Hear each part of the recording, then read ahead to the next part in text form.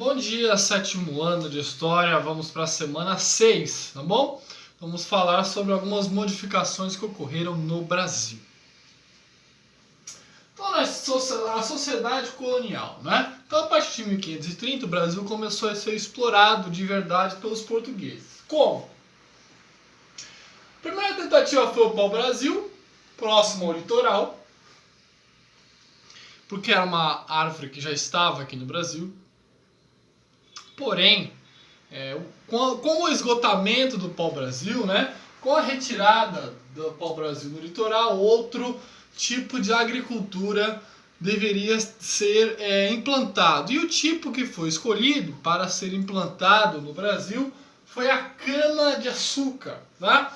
Porque os portugueses já utilizavam a cana-de-açúcar fora do Brasil, nas ilhas ali próximas à Europa. Então já tinham o conhecimento de como plantar, de como colher, de quanto tempo durava, como preparar a terra para fazer a cana. Tá? Essa cana ela é produzida em engenhos. Engenhos, então, são os locais onde você planta, transforma a cana em açúcar e coloca no veículo, no meio de transporte para exportar. Né? Então, o engenho de cana-de-açúcar é a principal instituição do Brasil colônia. Tá? Vivia basicamente do açúcar. E aonde esse açúcar? No Nordeste.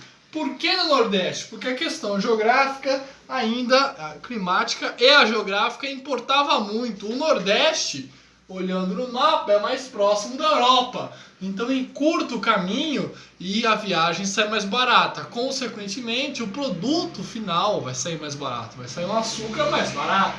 Então o centro do Brasil colonial era no Nordeste.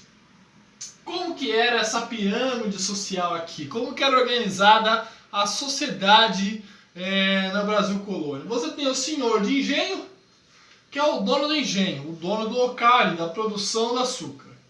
Você tem o povo, né, o povão, aqueles caras que são trabalhadores liberais, carpinteiros, sapateiros, comerciantes do porto, comerciantes de escravos, não é?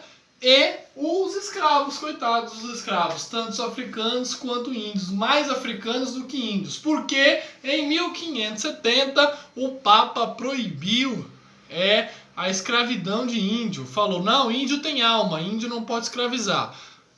Africano pode, porque africano, segundo a Bíblia, lá na interpretação errada da Bíblia, da época, segundo a interpretação da época, os africanos eram descendentes de Cã, e Cã era um dos filhos lá de Noé, que fugiu, né? Quem já viu Noé, viu o filme Noé?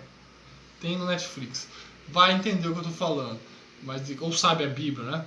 O Cã era um dos filhos de Noé, ele foi para um local, se afastou da família, né? Então ele seria o filho rebelde. Então que os africanos seriam descendentes desse filho de Noé e por isso poderiam ser escravizados, porque eles tinham a alma ruim ou não tinham alma. Tá?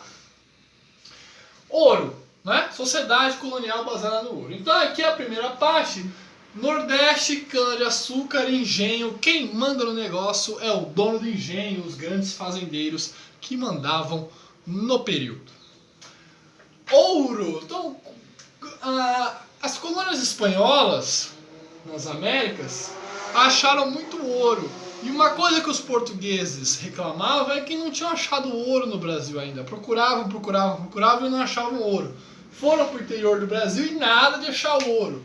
Né? Enquanto as minas de Potosí, lá no Peru, rendiam ouro mais ouro para os espanhóis, o Brasil não tinha nenhum ouro. Até que em 1700 eles acharam o ouro na região de Minas Gerais. Por isso o nome do estado. Minas de ouro, Minas Gerais. Né? Minas Gerais. Né? E com a achada do ouro, houve uma mudança drástica no Brasil. Por quê? A capital é em Salvador, porque era mais perto do engenho. Só que com a chegada do ouro, a grana passou a ficar em Minas Gerais. E a capital ficou muito longe de Salvador de Minas Gerais. Consequentemente, mudaram a capital do Brasil de Salvador para o Rio de Janeiro. Se a capital muda e a grana muda, a administração e o desenvolvimento muda. E as pessoas também. As pessoas acompanham onde tem emprego, né? Onde tem emprego as pessoas vão morar. Então, consequentemente, o polo econômico que era no Nordeste passa a ser no Sudeste. Então, o local que é desenvolvido no Brasil passa a ser o Sudeste. Então, o ouro é fundamental para a mudança, para o declínio do Nordeste e a ascensão do Sudeste como principal região do Brasil, onde tem mais acúmulo de grana. E nunca mais saiu, né?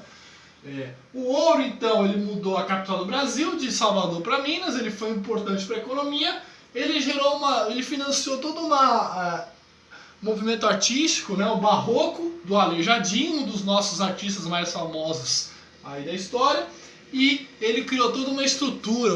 O Portugal começou a ser mais incisivo em cobrar os impostos para evitar que as pessoas achassem o ouro e desviassem, né? Então criou as casas de fundição, começou a carimbar as moedas de ouro, começou a fiscalizar mais o Brasil, criar impostos e criar cargos para pessoas cobrarem esses impostos das pessoas, né? Então Portugal começou a ficar mais de olho aberto no Brasil, tá? Então, esse capítulo aí da semana 6. Tchau!